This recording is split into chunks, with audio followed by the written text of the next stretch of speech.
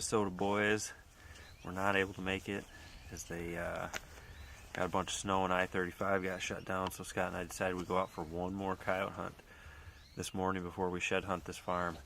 Should be a good day. This farm's got 80 acres of standing beans and there's just been deer all over it. And I found 2 sheds Thursday just driving around getting my camera. So we're going to do a quick coyote hunt, come back, eat some eggs and bacon, and then go out shed hunt. So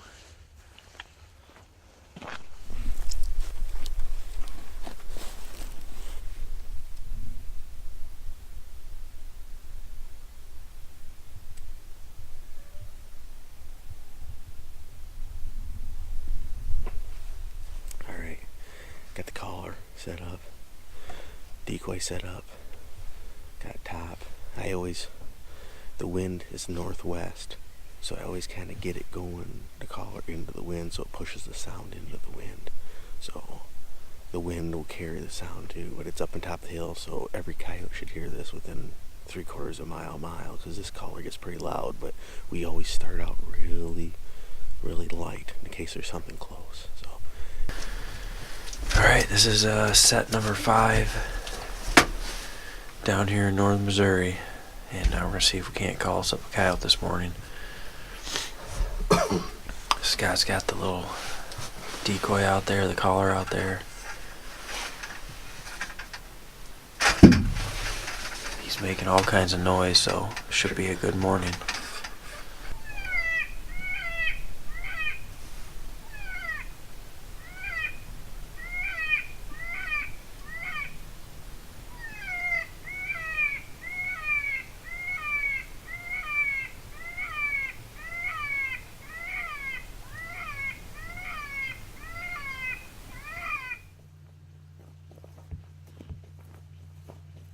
Like a little kid.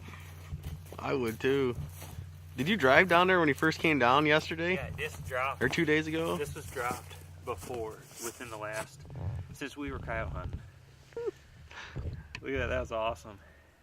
We're getting out of the blind. I looked down there, I'm like, oh, that's a stick. It ain't no horn. I drove by there. So I got my binoculars. I'm like, man, I'll be darned. This buck probably dropped in the last 24 to 48 hours. Boom! Big shot right there.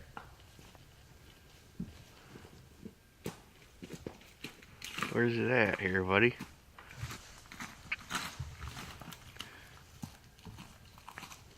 Oh yeah.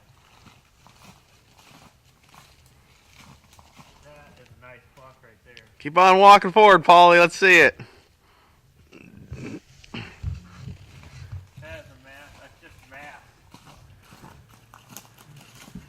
Let's hold him up. That is so cool, man.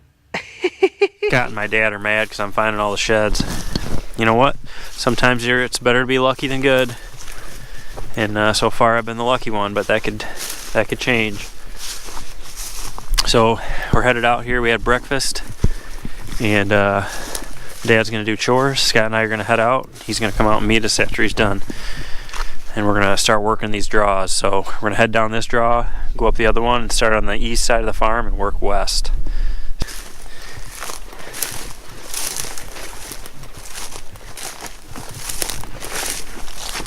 On the board, baby! Woo!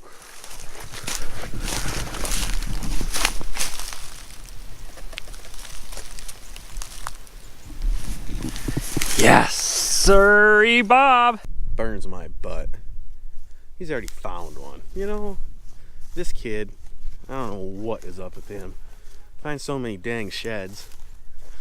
I always find a lot of sheds in these draws.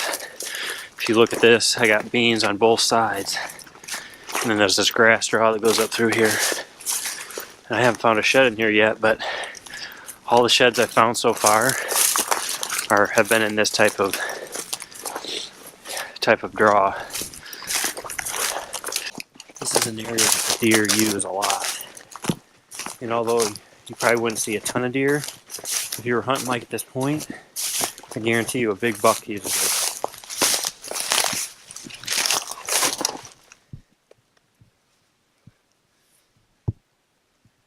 look at all this. All this stuff is ripped up.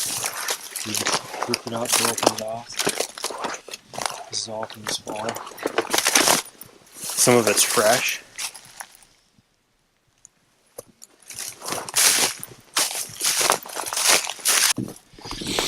So as I'm doing shed hunting, I'm looking at this stuff, and this is telling me that this is a point that I should look at.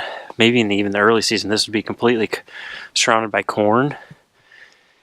And right up in here, it's thick. A buck could be bedded here, and he could work up this grass draw just to get out of the woods and go out into the corn. So I'm gonna come back in here in the late summer and see what the sign looks like, and maybe get on a big buck in a spot like this.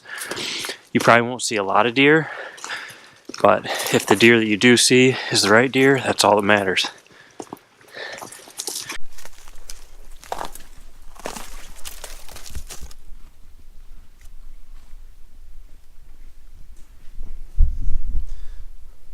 I don't know if I should be, I know I'm shed hunting, but my head, I'm really thinking about morel mushroom hunting. So we're covering the big woods right now, and the way we do it is we break it up into sections, and then we just run a grid pattern across it. Once we all get to the end of the section, we'll all shift over and go back the other way. It's about the only way I know how to cover this ground without doubling back over yourself. So we got a main trail up here that we use as kind of our stopping point, and then we'll all shift over and then work back the other way. I think I found the smallest shed I've ever found. I actually passed it once and then almost stepped on it.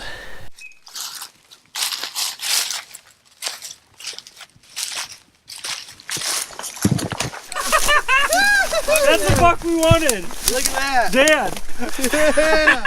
Yeah! Boom! Yeah! What do you think of that, man? Yeah! All right. Hold him up. That's the buck I call the Tall Tine 9. I had him at 30 yards. What, a couple days at the end of the season, Dad? Probably. Yes! Oh man, awesome. I just got done saying this is as good a spot to find a shed as any. And I saw the one, and the other one was laying in the weeds. Oh man, that is the buck that I wanted to find the sheds to. And we found him. We just found him. Oh. Man, that is awesome. Tell me that's not a stud. That's awesome.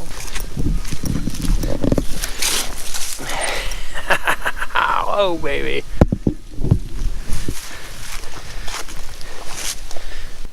Alright guys, this is a bummer. I walked up on this buck, which I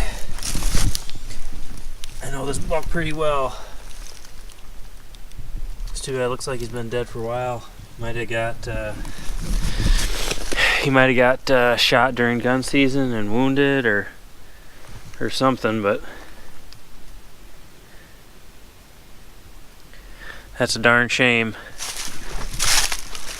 Yeah.